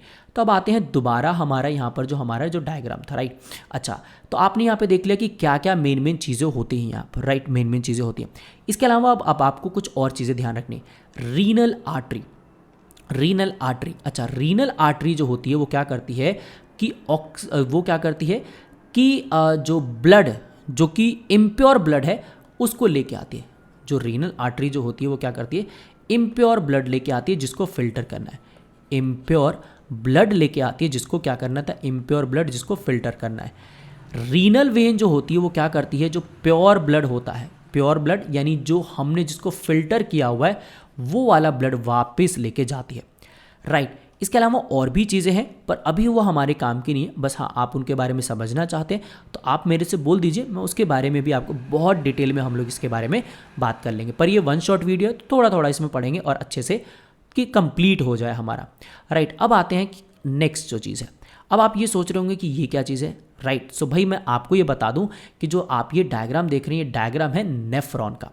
अब ये नेफ्रॉन क्या है, देखिए जैसे दीवार ईंटों से मिलके बनी होती, ऐसी जो हमारी जो किडनी है वो बहुत ही ज़्यादा छोटे छोटे स्ट्रक्चरल और फंक्शनल यूनिट से बनी है जिनको हम लोग क्या बोलते हैं, नेफ्रॉन्स। सो नेफ्रॉन्स किडनी के फंक्शनल यूनिट होते हैं, राइट, फंक्शनल यूनिट होते हैं और लगभग 1.2 मिलियन एक किडनी में होते हैं और 1.2 मिलियन एक किडनी में, यानी लगभग हमारे पास 2 मिलियंस ऑफ नेफ्रॉन्स एक एक किडनी में हमारे पास प्रेजेंट रहते हैं। तो मैंने आपको क्या बताया कि जो आप ये डायग्राम देख रहे हैं ये नेफ्रॉन का डायग्राम, ये किसका डायग्राम है, नेफ्रॉन का ही ये डायग्राम, राइट। आप समझ पा रहे हैं। तो नेफ्रॉन क्या होते हैं, किडनी के अंदर ही होते हैं। एक किडनी के अंदर 1 मिलियन नेफ्रॉन है, दूसरे किडनी के अंदर 1 मिलियन ऑफ नेफ्रॉन्स हैं यहाँ पर, राइट। अब नेफ्रॉन को पहले मैं आपको उसका स्ट्रक्चर बता देता हूँ जिससे आपको पता चल जाएगा कि एक्चुअली में ये यूरिन किडनी बनाती कैसी है। तो देखिए, तो सबसे पहले आप यहाँ पे देखेंगे जो लिखा है एक अफरेंट आर्टरी, और अफरेंट का मतलब है जो कि आती हुई। और इसका एक कनेक्शन मैं और बता दूं कि जो स्टार्टिंग में जो यहाँ पर एक बार पहले पार्ट पढ़ लेते फिर सारे बताता हूँ। अफरेंट आर्टरियल जो आती हुई, इफरेंट मतलब जो जाती हुई, राइट। इसके बाद क्या है, नेफ्रॉन का एक पार्ट होता है जो कि होता है ग्लोमेरुलस, राइट। ये क्या होता है, ग्लोमेरुलस, राइट, ग्लोमेरुलस। अब आते हैं ग्लोमेरुलस के बाद एक कप सी शेप का कप जैसा स्ट्रक्चर आएगा जो कि होगा आपके पास बाउमन्स कैप्सूल। क्या बोलते हैं उसको, बाउमन्स कैप्सूल। अभी सिर्फ येलो वाले पार्ट को आपको ध्यान देना है, येलो वाले पार्ट को यहाँ पर, राइट, जहाँ पे मैं डॉटेड बना रहा हूँ येलो वाले पार्ट को। तो जब आप येलो वाले पार्ट को जब आप फॉलो करेंगे तो आपको पता चलेगा कि यहाँ पर क्या है कि जो एक घुमावदार रास्ता आ रहा है, इसको बोलते हैं हेनलेज लूप। लूप का मतलब होता है ना कि जो घूम रहा होता है। इसके दो हिस्से हैं, एक होता है डिसेंडिंग, डिसेंडिंग का मतलब जो नीचे आ रहा हो, और असेंडिंग जो ऊपर की तरफ आ रहा है। इसमें कुछ चीज़ें और बता दूं कि जब आपने यहाँ से बाउमन्स कैप्सूल से चलेंगे तो जो स्टार्टिंग का ट्यूब पड़ता है उसको प्रॉक्सिमल बोलते हैं। आप देख पा रहे हैं यहाँ पे प्रॉक्सिमल जो स्टार्टिंग में होता है, जो दूर होता है हमसे उसको बोलते हैं डिस्टल कॉन्वोल्यूटेड ट्यूबुल। और फाइनली है हमारे पास कलेक्टिंग डक्ट। तो आपको मैं बता दूं कि पूरा पाथ कैसे होता है। तो सबसे पहले अफरेंट आर्टेरियल, अफरेंट आर्टेरियल से ग्लोमेरुलस, ग्लोमेरुलस से बाउमन्स कैप्सूल, बाउमन कैप्सूल से descending loop of Henley, descending loop of Henley से पहले इन दोनों के बीच में क्या आएगा, पीसीटी यानी प्रॉक्सिमल कॉन्वोल्यूटेड ट्यूब्यूल यहाँ पर देखने को मिल जाएगा। तो मैंने आपको जैसे यहाँ पर क्या बताया कि पहले afferent arteriole, glomerulus, Bowman's capsule, PCT descending loop of Henle, उसके बाद क्या आएगा असेंडिंग लूप ऑफ हेनले, उसके बाद डीसीटी डिस्टल कॉन्वोल्यूटेड ट्यूब्यूल आएगा, और उसके बाद कलेक्टिंग डक्ट आपको देखने को मिलेगा। तो आपको पता चल गया होगा कि क्या होगा। तो जैसे मैंने बोला कि एक ग्लोमेरुलस पार्ट पाता है और एक दूसरा renal part. Glomerulus, PCT, descending loop of Henley, ascending loop of Henley, DCT, और उसके बाद क्या है कलेक्टिंग डक्ट। आपको पता चल गया कि इसके क्या क्या पार्ट है। अब आइए कि यूरिन का फॉर्मेशन कैसे होता है, क्योंकि किडनी का काम होता है कि वेस्ट को निकालकर यूरिन बना देना, राइट। सो अब आप यहाँ पे देखेंगे कि आपके यहाँ पर पहले कुछ नाम ध्यान लीजिए कि यूरिन फॉर्मेशन का जो स्टेप होता है, यूरिन फॉर्मेशन का जो स्टेप होता है बच्चों, वो किस में होता है, 3 पार्ट्स में होता है। पहला आता है ग्लोमेरुलस फिल्ट्रेशन, तीसरा आता है ट्यूबुलर या फिर सेलेक्टिव रीअब्जॉर्प्शन, इसके बाद आता है ट्यूबुलर सिक्रीशन। यानी यूरिन के फॉर्मेशन में 3 स्टेप आते हैं, 3 स्टेप आते हैं यहाँ पर, राइट। क्या क्या आते हैं मैं एक एक करके डिटेल में बताऊंगा, बहुत अच्छे से आपको ध्यान से देखना है यहाँ पर, राइट। सो हमने यहाँ पर कर दिया है इसको फुल पढ़ने के लिए ताकि आपको बहुत अच्छे से समझ पाए। अब ध्यान से देखना आपको यहाँ पर। अब कहानी ये है कुछ कि जो अफरेंट आर्ट्रियोल है, जो अफरेंट आर्ट्रियोल है, ध्यान रहे अफरेंट आर्ट्रियोल जो होती है वो रीनल आर्टरी से जुड़ी होती है, रीनल आर्टरी से जुड़ी होती है। अच्छा, रीनल आर्टरी आपको याद होगा तो मैंने अभी बताया था कि वो क्या करती है, इम्प्योर ब्लड लेके आती है। क्या लेके आती है, इम्प्योर ब्लड लेके आती है। तो वो रीनल आर्टरी जिसमें इम्प्योर ब्लड है वो अफरेंट आर्ट्रियोल से कहां पर आती है, ग्लोमेरुलस के अंदर आती है, ग्लोमेरुलस के अंदर।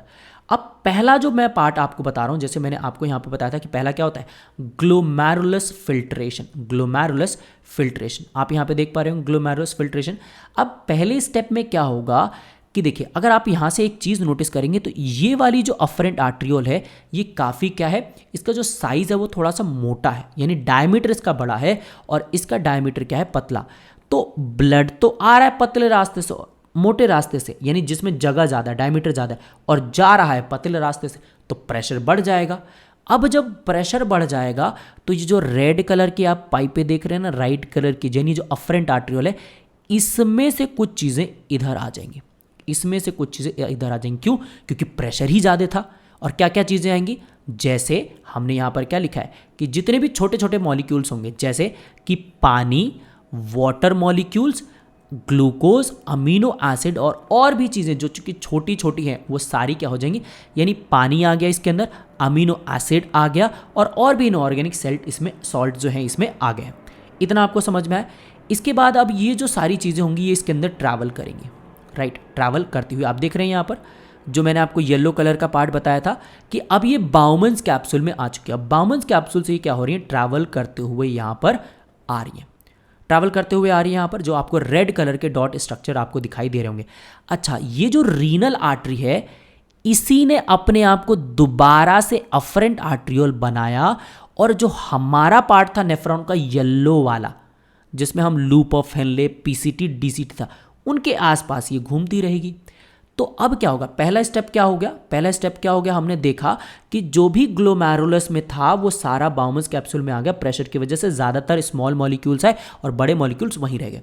जब स्मॉल मॉलिक्यूल्स वहीं पर रह गए और स्मॉल मॉलिक्यूल्स यहाँ पर क्या आ गए, नीचे आ गए, और बड़े मॉलिक्यूल्स वहीं, जैसे वाटर हो गया, ग्लूकोज हो गया, अमीनो एसिड, सब इसमें आ गए।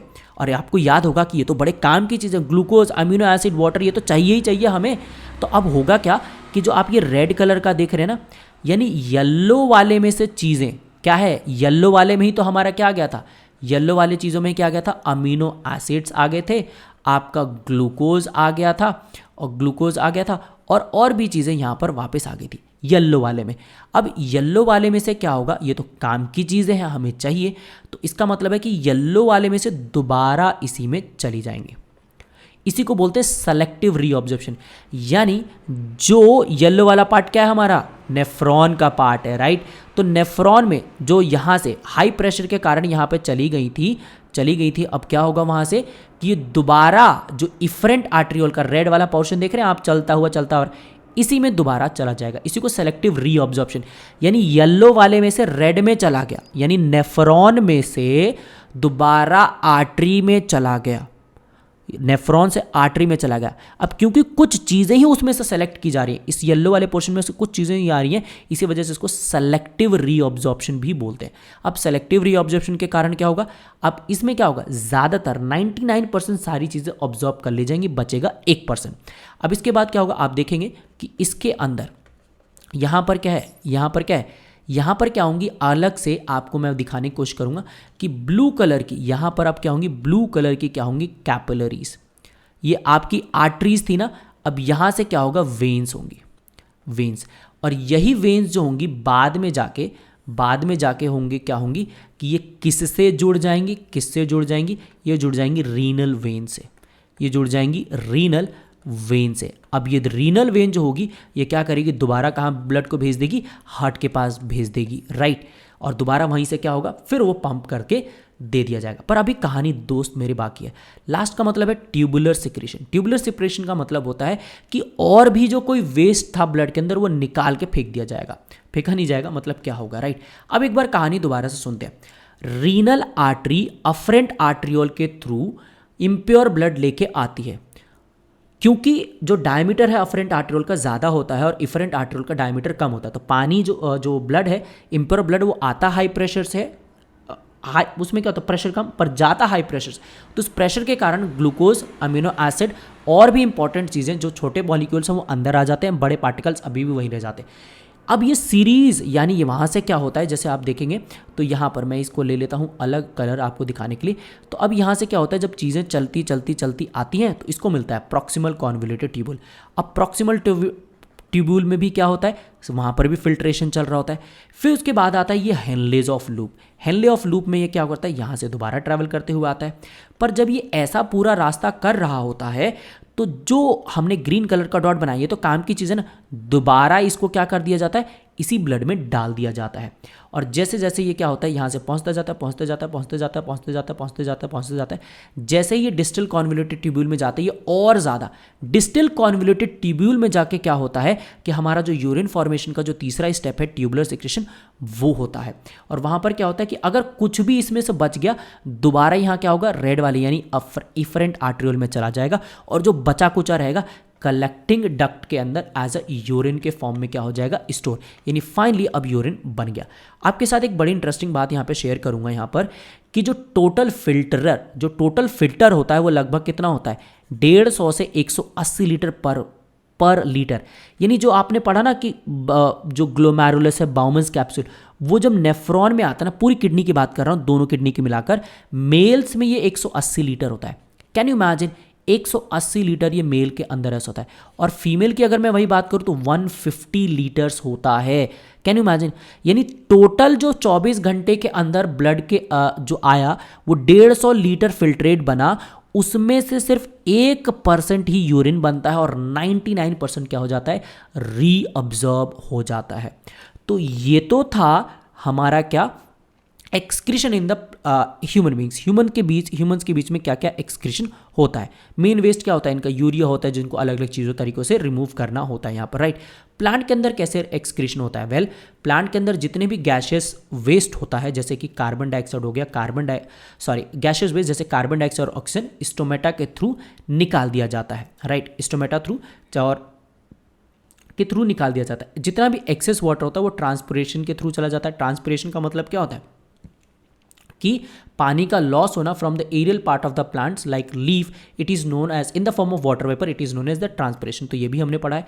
जो और भी जो वेस्ट प्रोडक्ट होते हैं प्लांट गम्स और रेजिन के फॉर्म में स्टोर कर देते हैं। देखा आपने पेड़ से चिपचिपा कुछ निकलता है तो उस फॉर्म में भी स्टोर कर देते हैं। इसके अलावा कुछ प्लांट जो होते हैं अपना सारा वेस्ट मटेरियल सॉइल के अंदर डालते हैं, और कुछ जो वेस्ट होते हैं वो क्या करते हैं, अपना वेस्ट जो होता है लीव्स में, बार्क में, यानी पेड़ की जो सबसे बाहर की लेयर होती है उसमें रख देते हैं। क्यों? उसके बाद वो टूट के गिर जाते हैं तो वेस्ट अपने आप निकल के चला जाता है।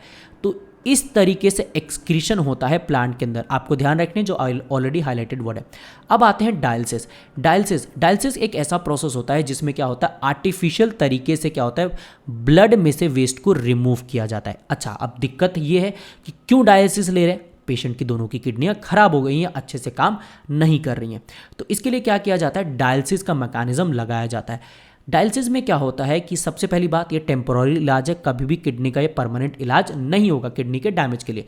तो क्या होगा, पेशेंट का ब्लड लेंगे, इम्प्योर ब्लड लेते जाएंगे और उसके बाद एक सीरीज ऑफ चैम्बर से लेके जाएंगे, सीरीज ऑफ चैम्बर। इस चैम्बर में क्या होगा, जो पेशेंट का जो ब्लड होगा उसी से मिलता जुलता कॉन्सेंट्रेशन रहेगा। लेकिन एक बात आपको मैं बताता हूँ, जैसे मान लो कि मैंने एक यहाँ पर ट्यूब बनाया, राइट। ये मान लो कि ये क्या है, पेशेंट का ब्लड है और इधर क्या है, सारा लिक्विड है।